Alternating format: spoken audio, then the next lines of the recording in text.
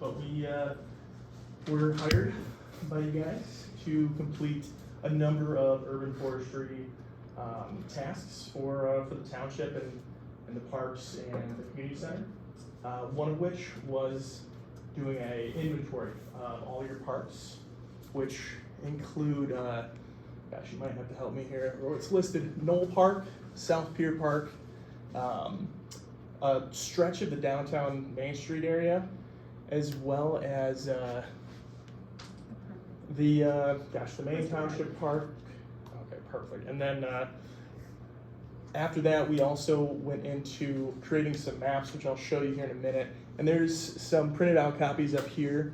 And what is up right now is our third task, which was creating a forestry program outline, which is a pretty broad way of just kind of giving you guys some insight on to what we inventoried.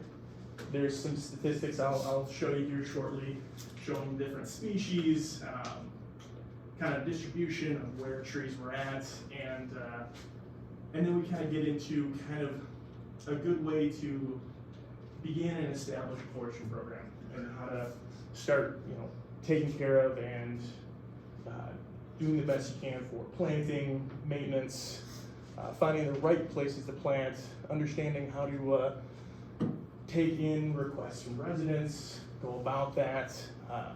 And again, it's a pretty broad look at urban forestry, but it should be a real good way to kind of get things started if you guys are new to, taking care of your trees within your township area. So anyways, I'll keep plugging away here. And if you guys have questions, just blurt them out. I love having more of a conversation than just me talking, so don't feel like you're ever interrupting. So the tree inventory data, which is the most interesting part, as far as what I can kind of tell you guys have around the township. So for species diversity, in general, we would consider this, you have relatively low diversity, which don't feel odd about that.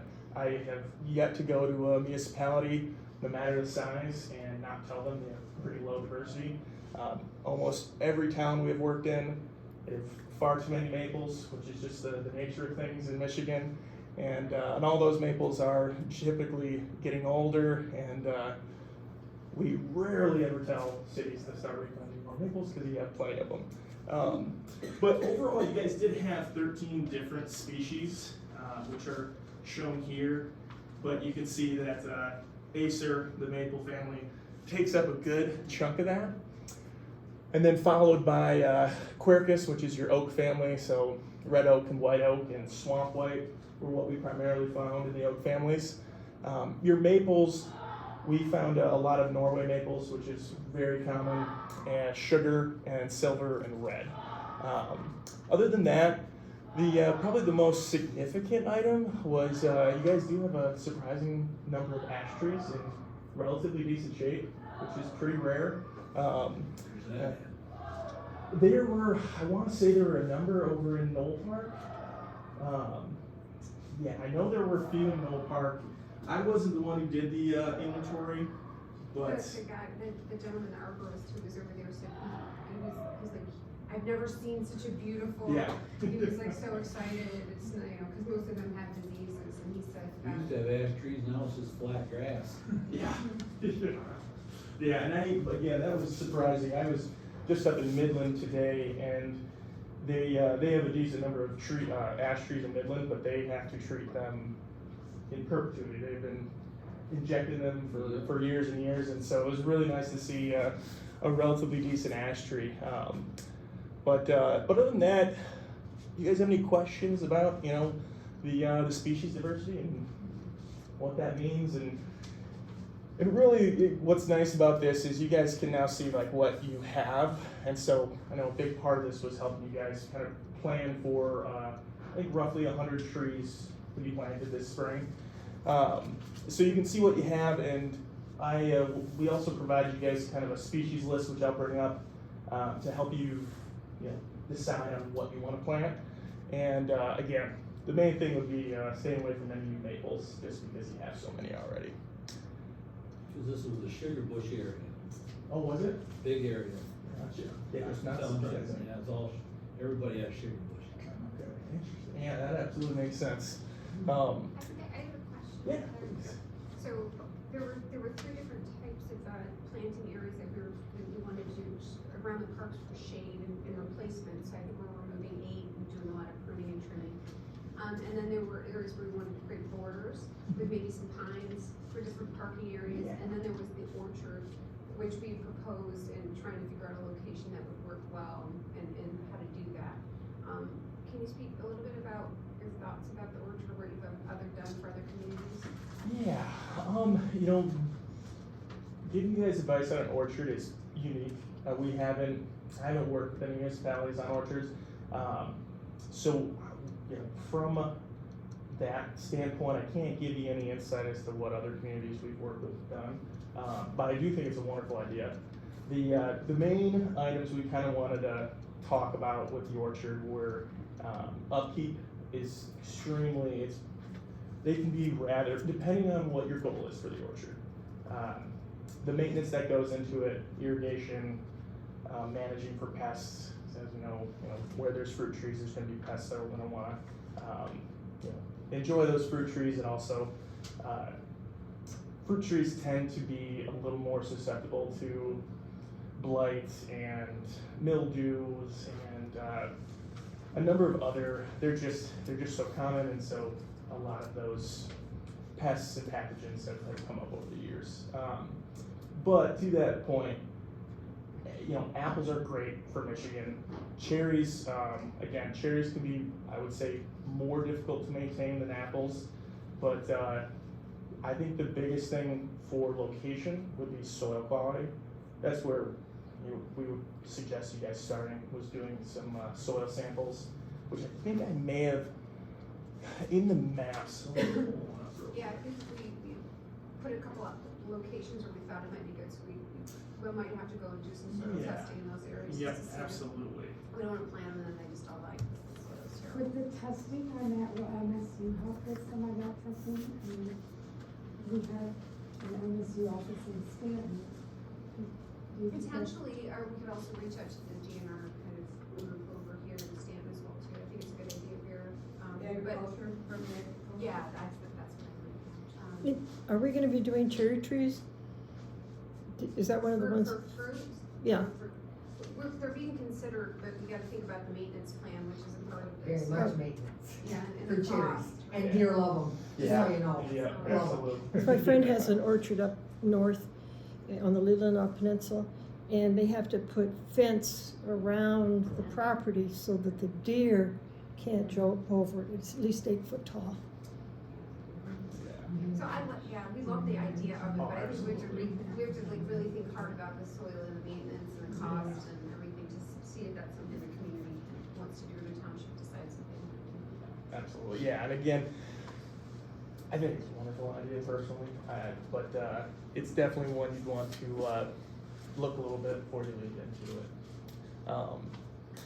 But so I guess now that I've jumped over here, I can kind of introduce what we have here. So these are our tree planting maps that we've put together for you guys. They can be a little hard to read from this distance, so I'll try to explain things a little bit. So in park areas, there's so much open space. We relied a lot on feedback from Anna on where you guys were kind of interested in planting, and then we kind of tried to give some suggestions and what made sense and some of our concerns within the areas. And so in particular on this, the yellow line along the roads, that's kind of called, we called that the entry plantings. There's a variety of options. You can, choose to plant here, and each map comes with this kind of information. So the entry road plantings, we give you kind of the overall length of those stretches, species spacing, and when planting trees, we kind of have a philosophy of the right tree for the right place. And in parks, because you guys have limited space in your downtown Main Street area, trying to maximize your larger trees, where you can plant larger trees, is always the best. So in the parks, oftentimes we were suggesting medium to large size trees, which when I get to the species recommendations, they're broken down into size class like that. And that's kind of the main point for park areas, is trying to maximize your overall benefit. The larger the tree, the more benefits you get from them. Shade, aesthetics can kind of go both ways, but all of your benefits from stormwater retention, filtration, air quality, the larger the tree, all those benefits are going to be greater. So that's kind of where we go there. But in your Main Street area, we have a map that shows placement for where we suggest you guys could potentially plant.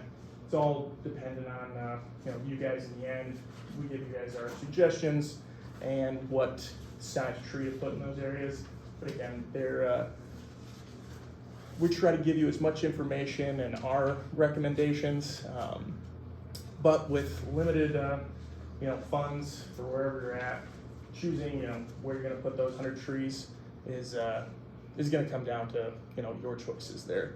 Because in all reality, no park could probably take all 100 trees with how much space you have out there.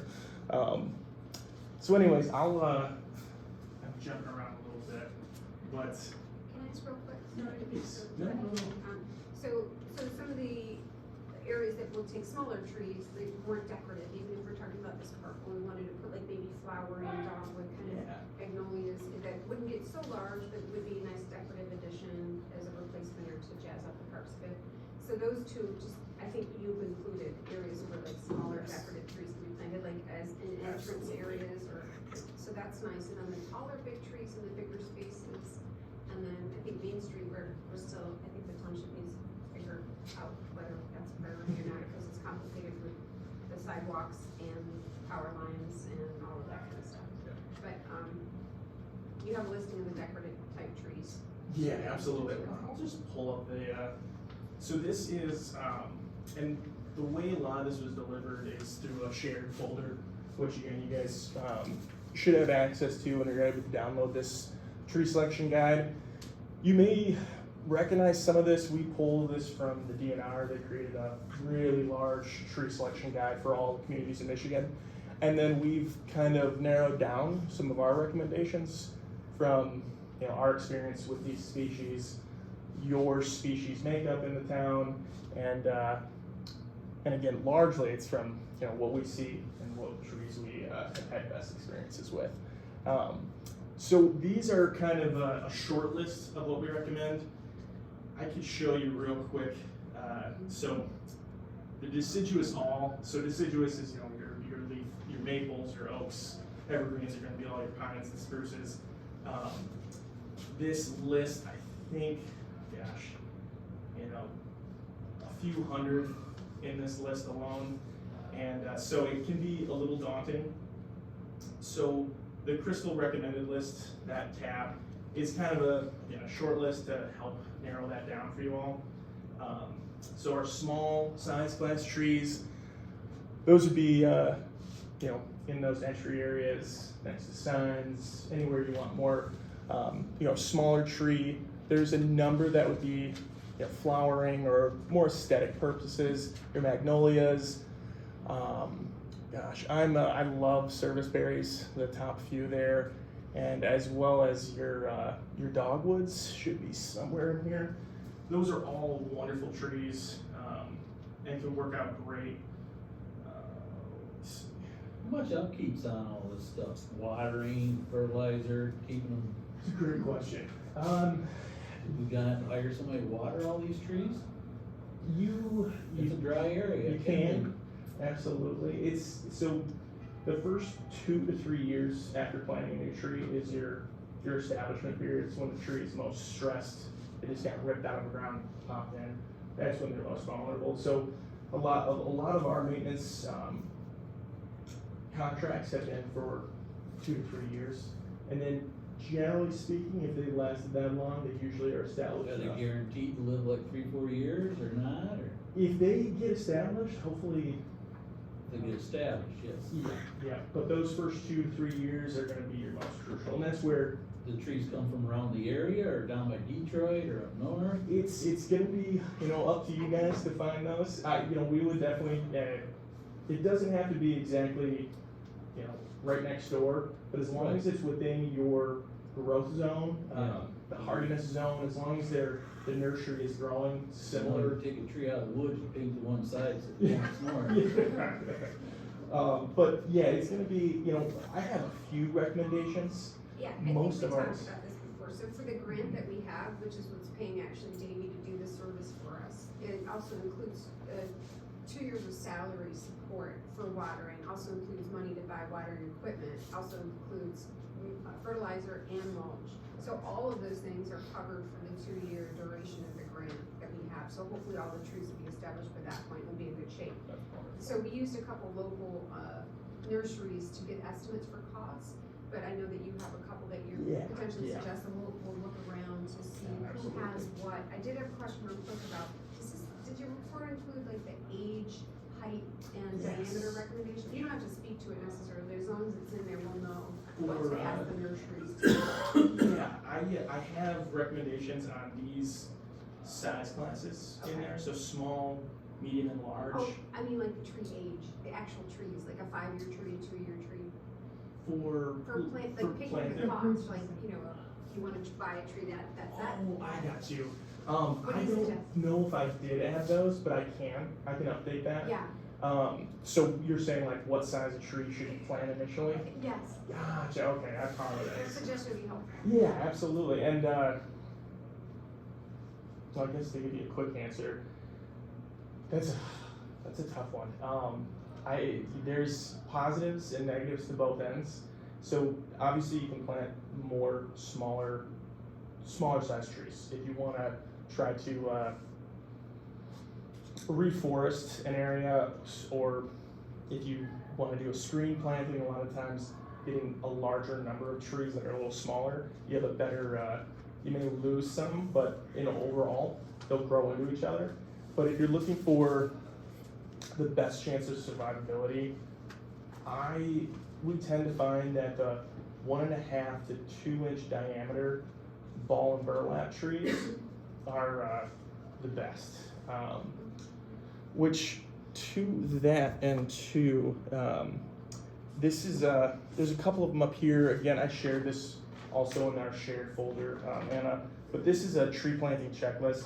We developed this with another client of ours, the city of Hamtramck, and it kind of goes through a large number of checklists for site conditions, environmental conditions, and a lot of these can be checklists that you go through with the contractor you end up choosing to do the planting, or if it's internally, root ball measurements, your planting hole. When you do a lot of this is like a nice way to keep tabs on what everything is going on during your planting.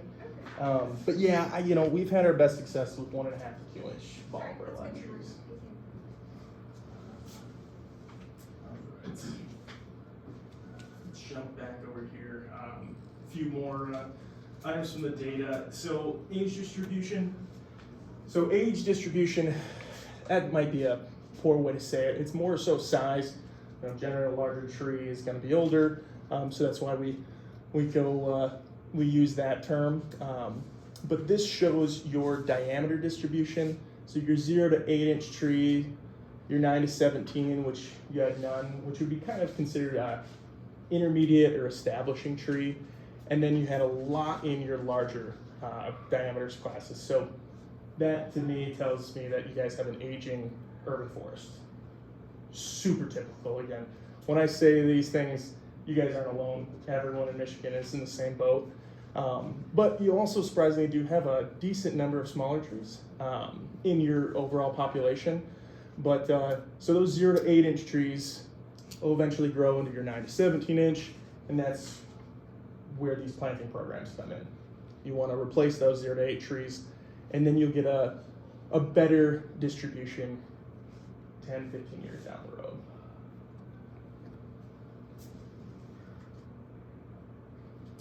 And then health and condition, and these were all parts of data that we collected during our inventory. Try to get both of these on here. So the condition ratings were dead, pretty straightforward. Poor, fair, and good. Very, very consistent with most of our inventories. Majority of the ratings were in the fair. You know, most trees you'll look at have some sort of defect, broken branch here, a little decay. So that's, you know, great sign. The most alarming items is when you see a lot of poor and dead trees. You guys didn't have too many. I think getting into the defect and observations item is probably a little more interesting. Utility conflict, only time we really had this was along the main street. And that was probably that was the area that is probably going to be the most difficult over time to plan for planting. I'm sure you're all aware you have that utility along, I believe it's the west side of the main street, and there's a number of trees you guys have probably seen that they've been pruned in a certain way by the utility companies, which again, there's nothing you guys can do to control that. What you can do though is under utilities in the future, planting trees that aren't going to grow into them, and those would be your small size class trees. Otherwise, poor location. You know, you might have had a tree that was planted too close to a building or too close to a road. Trunk condition, usually not a huge indicator of an issue. There might be decay or some sort of defect that, generally speaking, trunk issues, they have to be very, very bad to cause any concern. Pest and pathogen, I would imagine most of that was flagged for your ash trees. And that's just due to the emerald ash borer beetle. Unfortunately, as much as I like those ash trees, eventually emerald ash borer is probably going to get to them if it hasn't already. So something to just be aware of and keep an eye out for. And then the last one, is dead and dying branches. Far and beyond the most common item that we see, and that's just because it is the most common issue with trees. During our inventory, when we see dead and dying branches or any of these defects, if it warrants removal, there's so much dead wood in the tree, we mark that for removal, which I don't want to mention if you guys have already planned for or done some removals. And then the dead and dying branches also, those trees that were elevated risk, we flag for pruning. You know that ash borer is in about every tree now. It's got red oaks, white oaks, hickories. You go back to the woods, you see a black circle, that's an ash borer hole. No matter what kind of tree, I just knocked down 26-inch red oak. Jeez.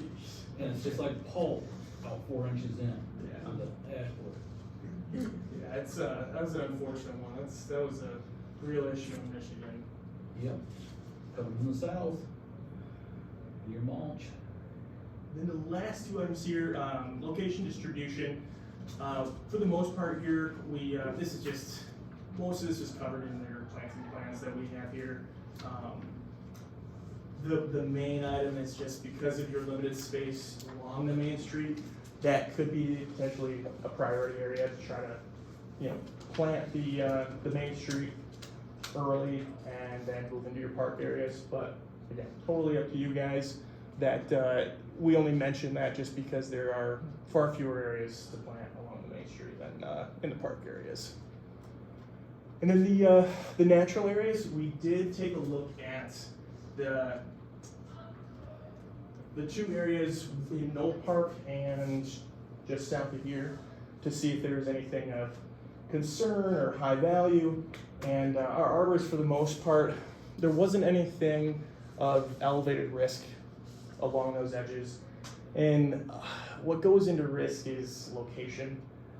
I imagine there's now a whole lot of folks walking along the edge of those forests at any given time, and so that can have an effect. So if you do see a dead branch along some of those trees, it's most likely it's definitely an issue. But those natural areas, unmaintained areas, generally don't have a high occupancy rate. Not a lot of people at any given day are out there. And then as far as the overall mix within those, they were mixed hardwood species, largely cottonwood trees, which is pretty typical for, it's a pioneer species. It's one of the first species that comes up in an area that's been cleared, and the younger hardwoods that are coming through will eventually overtake and become the more dominant species. But in general, there wasn't anything of concern in those areas, so if you're worried about risk, shouldn't be too much of an issue. Or if you're looking to potentially develop those areas, do any removals, we didn't find any trees or species of special concern.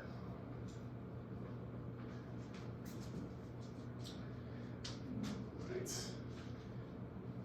So, one of the main items too in here when we do inventories is trying to help Prioritize work, and that is what assigning risk to a tree does. So high risk trees would be your priority for taking care of, removing, pruning, so on. Fortunately, we found no high risk trees or high risk removals within the area, so that was good news. And only 2 trees were considered high risk prunes. And one of them was a Knoll Park tree. It was a large red oak that had a dead branch overhanging. Actually, it was near like the gazebo area over there. And so, again, that having structures, places where people congregate, that's what increases your risk. Is more likely, there's more like chance to have a person under that area because of the location. And then the other one was a really large sugar maple in Township and Park Beach. That's adjacent to Myers Street. So those 2 would be your highest priority prunes. And then we'll get into moderate risk removals, which in all there were 8 removals along Main Street. And moderate risk removals, those aren't, again, that's all priority. So moderate risk is secondary. So taking care of all your high risk items and then starting to look at your moderate risk removals. And majority of these are utility, and that's purely because those trees, I wouldn't say they were in a condition where you have to worry that they're coming down, but the way we try to describe it is those trees aren't worth trying to maintain anymore. So if rather than trying to prune, it's more beneficial in the long run to potentially remove those and replace them with a new tree that was more suitable for that location or elsewhere. And then there was 2 in Township Park Beach due to excessive decay, and 1 removal at the community center, decay and just general decline, which was just evident in the canopy. When was this inventory taken? It was done in September and October. We came back out again. So since we've had the high winds, there's some likelihood that those branches that you were concerned about are already on the ground. Potentially, absolutely, yeah, and that's been the theme this year. Is we've been doing inventories, and then storm comes through, and how accurate they are after that is unfortunately up to God. So I won't get, then we move to moderate risk prunes. Beyond that, everything else is really low level, and so those would be your main areas of concern for maintenance. And then we've added kind of a little chart that shows the way to go about it.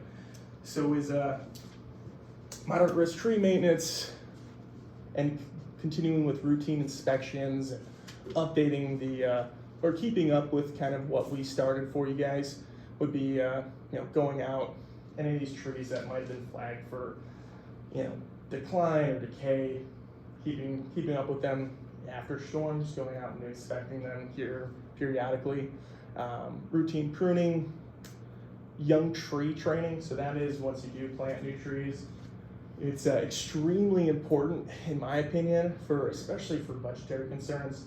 Pruning a tree when it's young sets it up for success down the road. It's easy to take hand pruners and clip off a few branches than it is to 10, 15 years down the road have a 3 or 4 inch limb that's growing over another one. So that's a huge part of the maintenance here. And then you get into your low risk tree maintenance, which is lowest concern, stump removal similarly. and then tree planting, and then it's kind of just a cyclical item here.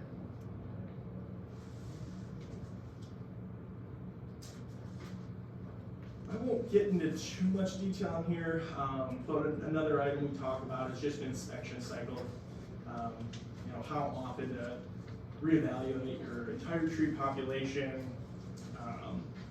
For the most part, I would say for you guys, you know, evaluating high use or high risk areas, you know, your downtown area, your parks during, you know, peak times of the season is kind of the best way I would go about it.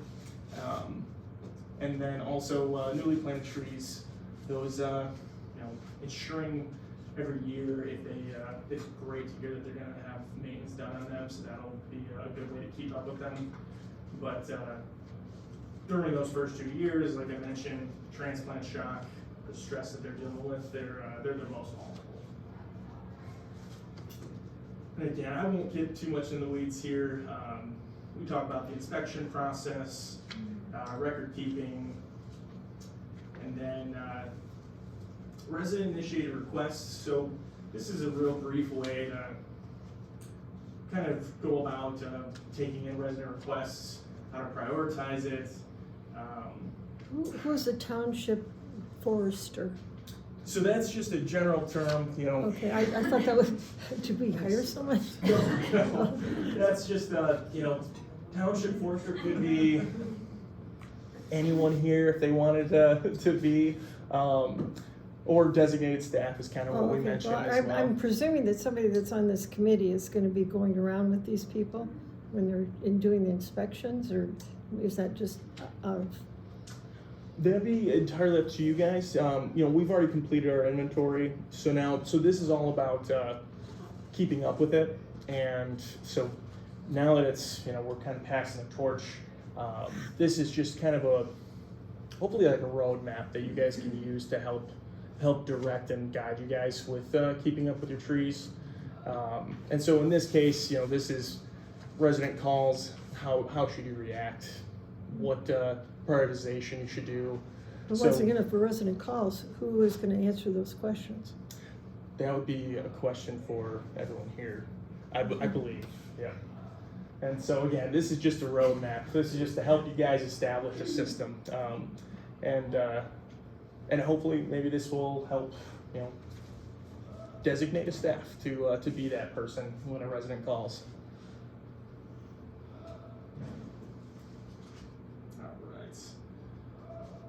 And then the tree planting program. So the implementation steps, planting is a huge part of planting trees.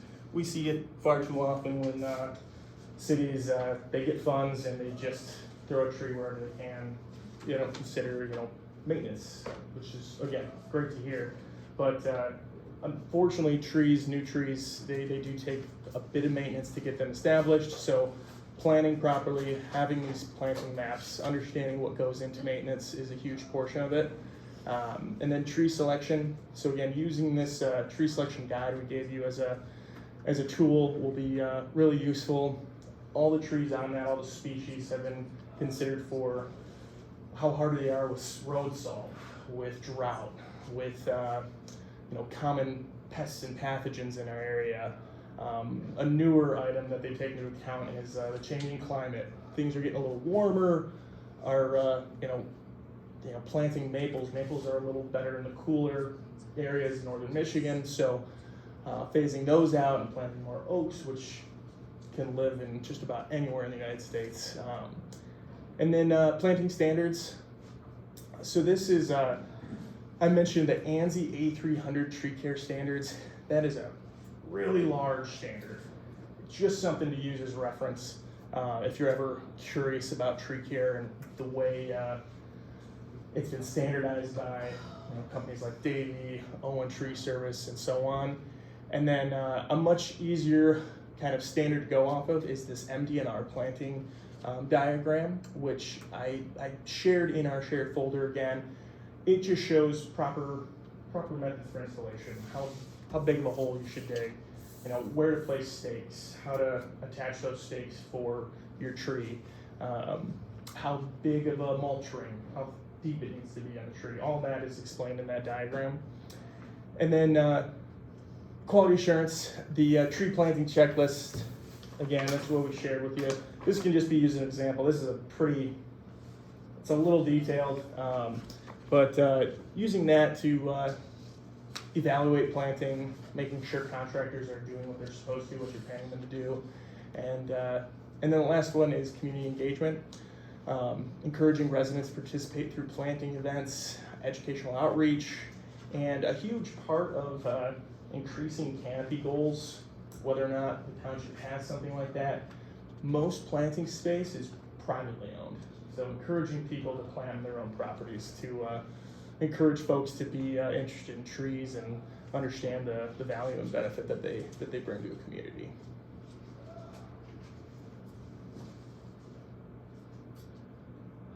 And then we get into routine maintenance, which I've kind of already covered, pruning, monitoring tree health, mulching and watering, and then the last little bit here, just some of the references and appendices that we have added to our shared folder. The link here is to the American Standard for Nursery Stock. If you're so interested, you're welcome to dive into that. It's a big piece of information. But that's kind of a quick rundown of this forestry program outline. Do you guys have any questions? Can you put the parks up there and just kind of give us an idea of what Absolutely. you vision for what would go Let's there? see here.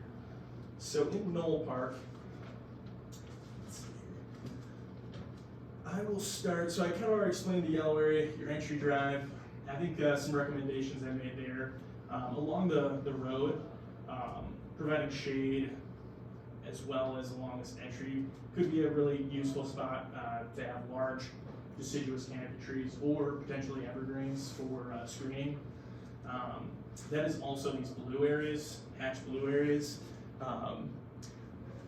That we put down as screen planting and suggested evergreens because of the location. That area up kind of in the northwest would be right along that property line. So planting evergreens eventually would screen that, kind of give a natural fence line for that area. Similar down here in the southeast corner there would be another great place for screen planting. Could be evergreens. You could just plant deciduous down there as well. And the green areas. So these are going to be your more high traffic areas, I imagine, around ball diamonds, around areas that people frequent. We did notice in that just south of those tennis courts, it did show, perhaps where service trucks come in and out of, or there's a lot of traffic, foot traffic.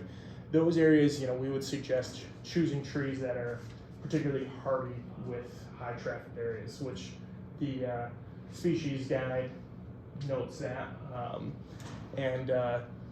But other than that, around those areas, again, shade trees are our recommendation. Trying to get a large shade tree that down the road will provide shade to folks using the park, the most benefit as far as social benefit, as well as your air quality, stormwater, and also just bringing quality species to that area in general. And then in the orange hatched area, that was the potential area for the orchard, which I believe some of the vegetation there, you'd probably have to do some clearing ahead of time, and then again, testing for soils, and then getting a good plan together for how you want to attack taking care of and managing an orchard.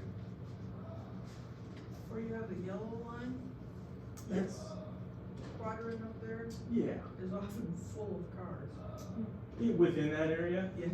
Gotcha, Like- yeah. Like 100 of them, 200 cars. Okay, that's great to know.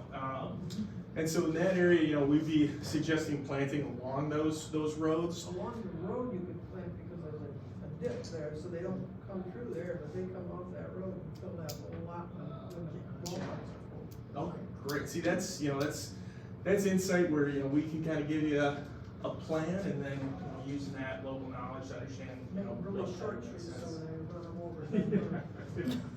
Yeah. Or planting there so people, stay where they should. That's our other great options too. Good luck. And again, what I kind of just described is just done a little more in detail. There's approximate number of trees based on the size of those areas that you could fit in, and some spacing recommendations as well.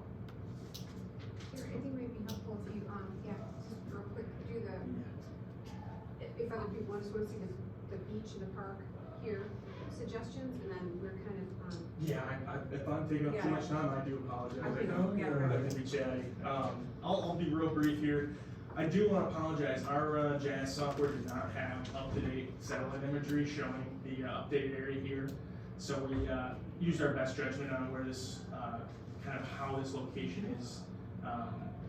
But for the most part, in this area, along this parking lot, we have, suggestions for medium-sized trees, and also shade is really useful for where people park. Keep your cars cool during the hot summer months. In this area where you already have some evergreens, we suggested replacing the ones that have been lost over time with new ones. Again, that's a good screening area, but trying to divert away from the species that are there and diversifying, just so if a new pest does come in and it's kills one species that you have there, you still have the other ones, and that's a overall theme to diversity. Just don't keep all your eggs in one basket. Otherwise, I think, they go back to that map real quick, there was a lot of discussion about what you were suggesting on the terraces. So the new terraces have irrigation underneath, so I think that's something we're gonna have to look at really carefully about the roots and what's capable there, whether trees will work or not. absolutely. But you do have some, I think, some suggestions for that area. Terrace planting area, yes. So again, I mentioned, the imagery is outdated, so it's not well represented on this map. But because it is a terrace area, again, shade trees and ornamental trees would be our suggestion, potentially, based on what you guys have goals there. Shade, again, to make a more pleasant area for people that enjoy the terrace. And then ornamental, because it's, I imagine, probably a more, that's a popular area in that park. The ornamentals, bringing flowering trees, something that's, pollinator habitat is kind of a large part of that. I believe we did mention 7 to 10 large-sized trees kind of along the upper edge of that terraced area would be potential, with 30 to 40 foot spacing for the large ones. And then within those, some of the more delicate areas of the terraces would be where you might be able to get away with a smaller sized tree that wouldn't have root systems that would disrupt the terraces or whatever irrigation you have there. And then we do have a handful of suggestions. So your dogwood varieties, flowering dogwood, Kousa dogwood, I love both of those. Eastern redbud, service berries, again, are a big fan of mine. And then less showy species would be American hornbeam. I also really enjoy those. They're slow, small growing trees. But yeah, that would be my suggestion. Trying to maximize shade and bring attention to the beauty with some ornamental plantings. Awesome. Well, I'll shut up once you guys have more questions. You got any questions for him? Do you have a degree in tree forestry? I do, yeah. Actually, I didn't introduce myself very well. Yeah, I grew up in a logging and sawmill family up in northern Michigan, and then I went to Michigan State for forestry. And I've been working with Davey for a little over 6 years now, mostly in urban forestry and environmental work in general. I think he was good work. Thank you. Thank you. Yeah, thank you all so much, and I have to apologize, it took me so long to get here. I appreciate your patience with me. You never know the weather. Of course, You did a absolutely. great job. And then the printouts here, like the overheads are here too for people to look at as well. Thank you all. Yeah, thanks for coming. The snowy road. Okay. Appreciate you all having me. Take care. Thank you. Appreciate it. Get out of here. Oh, yeah. We have a good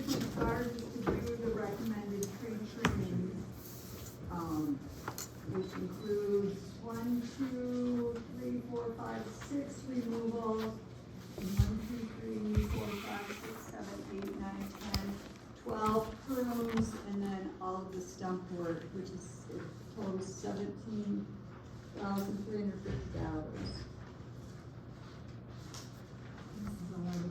This is all out of the grant money. Yeah, and I already got reimbursed for the first payment to Davy, and I'm doing another one today, and we'll submit that for reimbursement. And I guess I would make a motion to approve the estimate for the tree removal and prunings as recommended. Motion by Patty, second by Vera, to go ahead with the tree trimming. Any more discussion?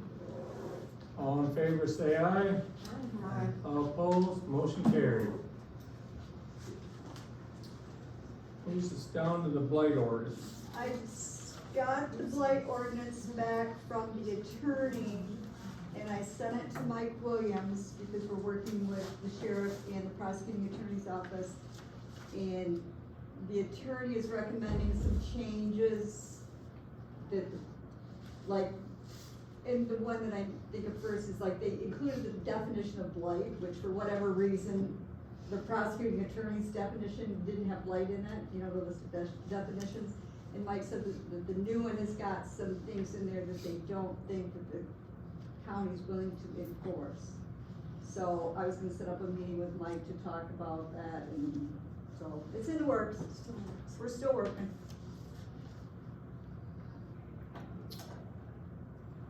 Moves us down to C, priority projects and grants.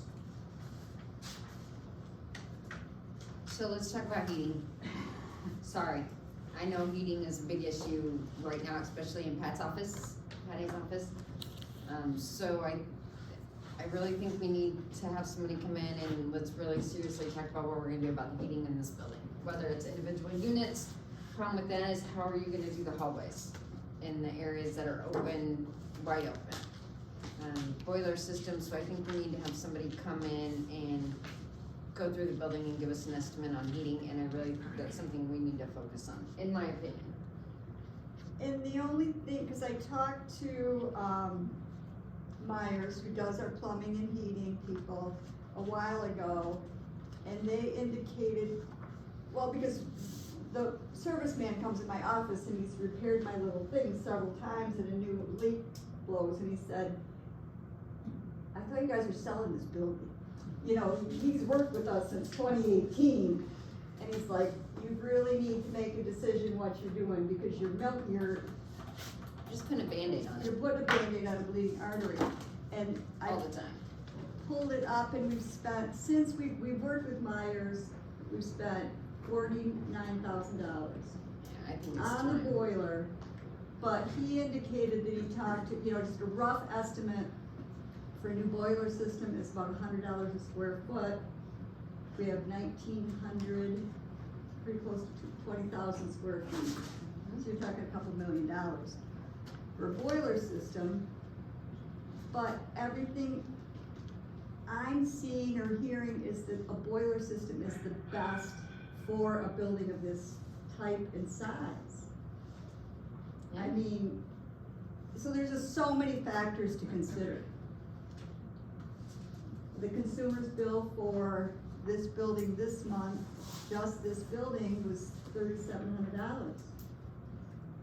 I mean, we're only in the office, I'm only in my, a couple days a week. I don't know, so I don't know if we could come up with, Hubbardston there, they got a grant to replace theirs after the school gave it to them. You think you might be able to find one?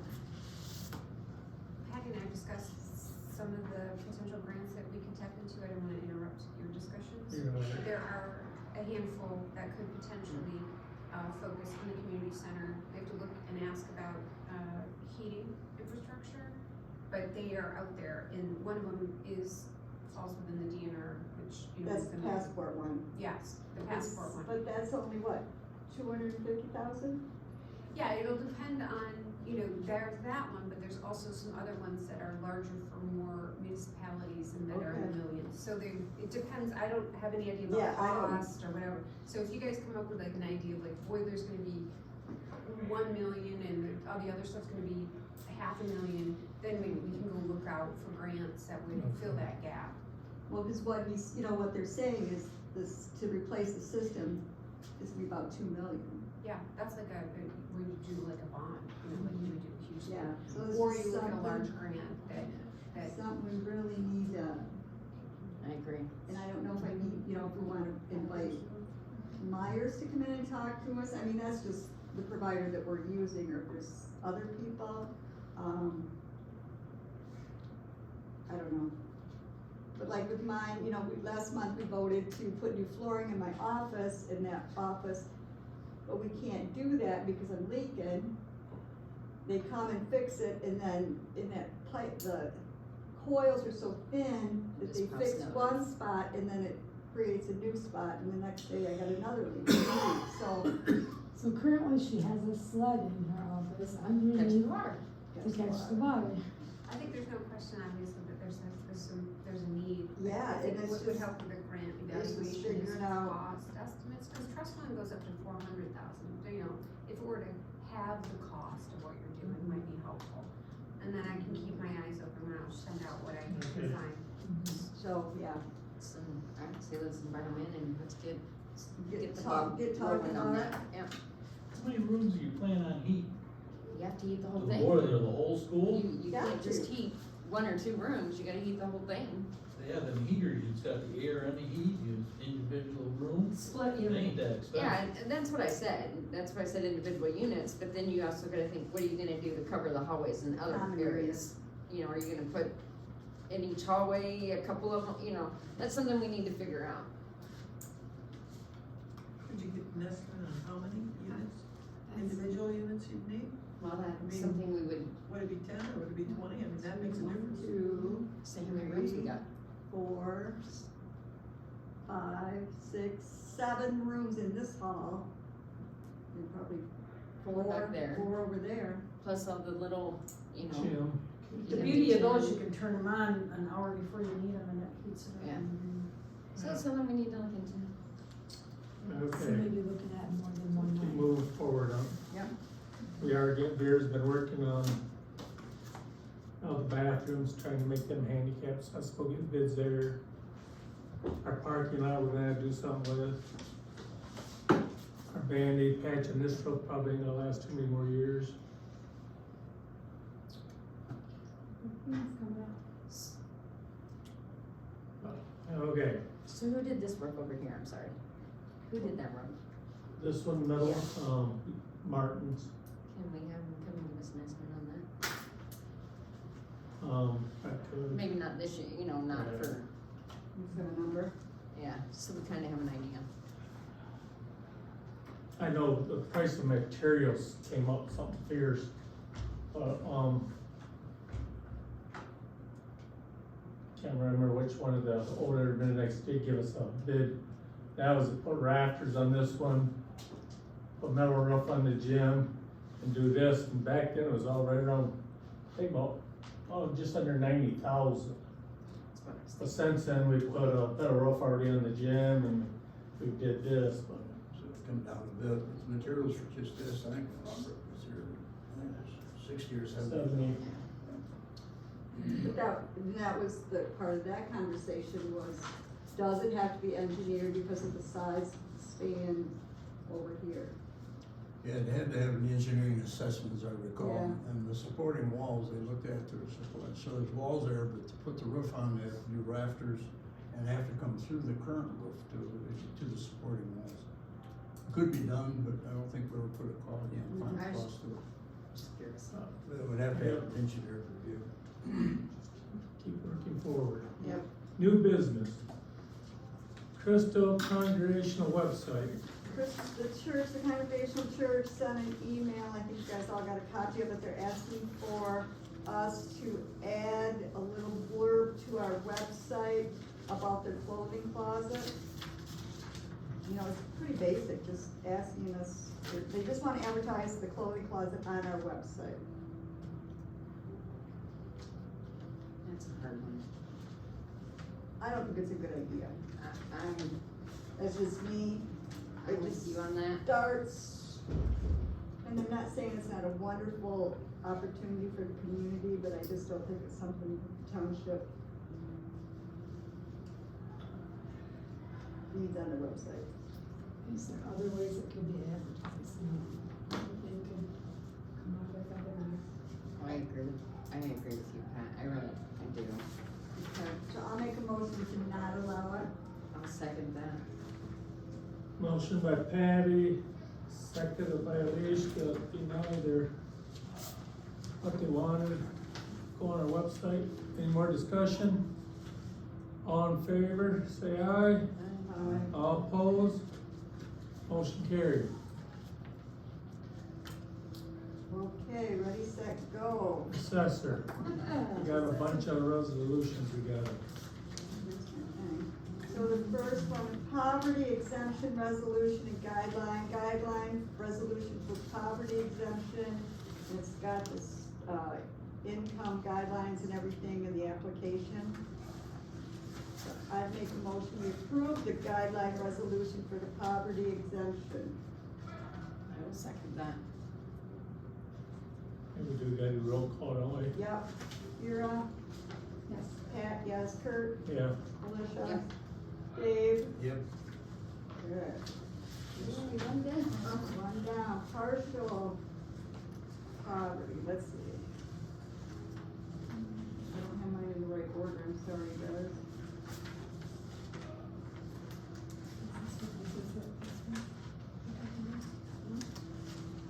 Partial poverty, let's skip to, You got a resolution on that one too? yep, where's the partial, I'm not seeing it. Back of page 1. Oh. So written appeals resolution, somewhere in here. Oh, right here, here's the resolution to adopt partial poverty exemption guidelines. A motion supported to adopt the following guidelines.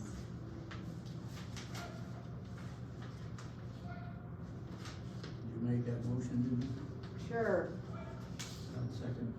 Motion by Patty, seconded by Dave. Dave, Yes. Alicia? Yes. Yes. Pat, yes, Vera? Yeah. Okay. Written appeals resolution, there's a resolution in here somewhere that you can, oh, right here. 2026 Crystal Township allowed local residents to protest the board of review in writing. I'll take the motion to approve that. Okay. Second that. Motion by Elise, seconded by Patty. Vera? Pat, yes. Kurt? Yes. Alicia? Yes. Dave? Yep. Alternate dates.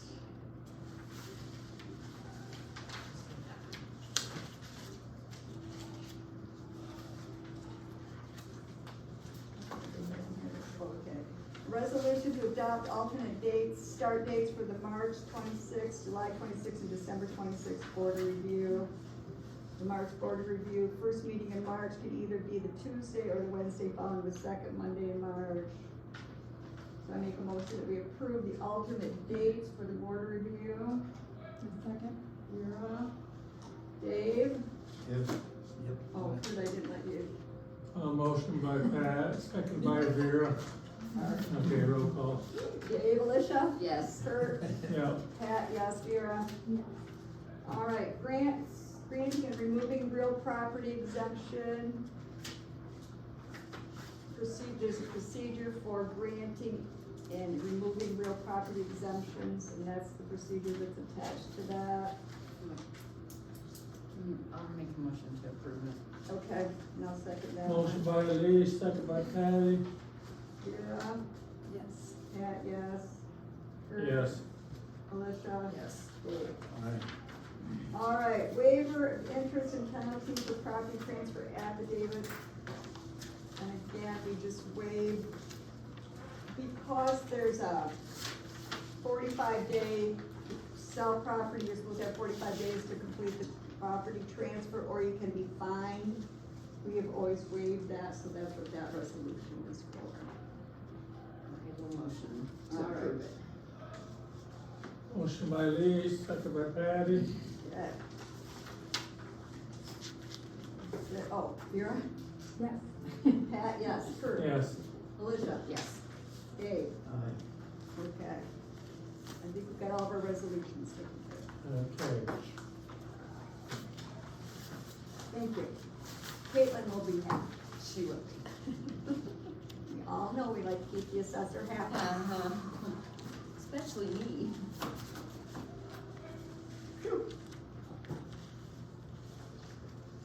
So, That moves us down to the sewer. We got out of the sewer plant. We got Kevin, who's the licensed operator. He, probably for sure in 3 years, he says he'll probably be done, if not sooner. Depends on how his health goes. You gotta work there a year before you can take a test to be licensed.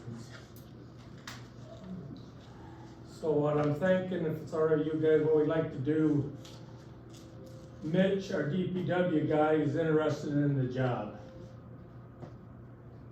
Move him out there so he could start learning the procedure while Kevin's around. Ron, his full-time man, is gonna retire this summer. But, he's willing to work 4 hours, at least 4 hours a day. Says he's gonna have to make enough. So what we're thinking for now, if we move Mitch out there, we could bring Ron up here to help out. You know, cause there's days there ain't nothing, they're probably working good for him really, you know, we don't really be too full. Sounds reasonable. does Okay, sound reasonable. So with Mitch moving out there, are we gonna post his position? well, right now, DPW? right now, if we bring Ron up here to help, Okay, well, probably, cause I think we're probably gonna lay Pat off the end of the month for now, cause they're getting things done until spring. But we'd have to because it wasn't right. I know Pat thinks he should just walk into the position, but we didn't let Mitch go, we No. made him go through the yes, whole. we did. uh, I was just curious. Okay, Pat has been having a lot of things. in He his had, life. yeah. yeah. Yeah. Yep. Okay, that moves us down to public comment. I'm not sure if this is the appropriate place, but I see Crystal Heights Road was on your agenda for the board. Did you guys get a chance to talk about that, or do we have a status on that? On your roads, Yes, they sir. ain't gave us a price yet. Okay, they're so it's working out to on- bid? Yeah, they're gonna, we meet with him here end of the month. Now, I Okay. think he might have the price then, but maybe not either, it might be closer to March. Okay, thank you. Yeah, So I just wanted to stop by and introduce myself. My name's Ashley Wakely. I'm the new Montcalm County Treasurer. nice to meet you. Nice to meet everybody. A little bit about myself. I was chief deputy for 13 years in Ionia County before I came up to Montcalm County. And I am actually from the area, so Well, good. just wanted to stop by and say hi. Well, thanks for coming. Thank you. Good luck. I have a couple things that, the library asked, they've got a summer Stormy's Farm foam party. They want to go to Knoll Park on July 6th from noon to 3 and use water at the park, Knoll Park for a foam party. That sounds like And they fun. got food. Summer reading program. Yep. That sounds like fun. Then the other thing I wanted to mention is, because we passed a resolution to increase the sewer bill by 3% each year to keep up with everything, so we don't end up having to do that huge thing. So right now it's $92.70, I think. And July 1st, it would go up to 3%, which would be $95.48.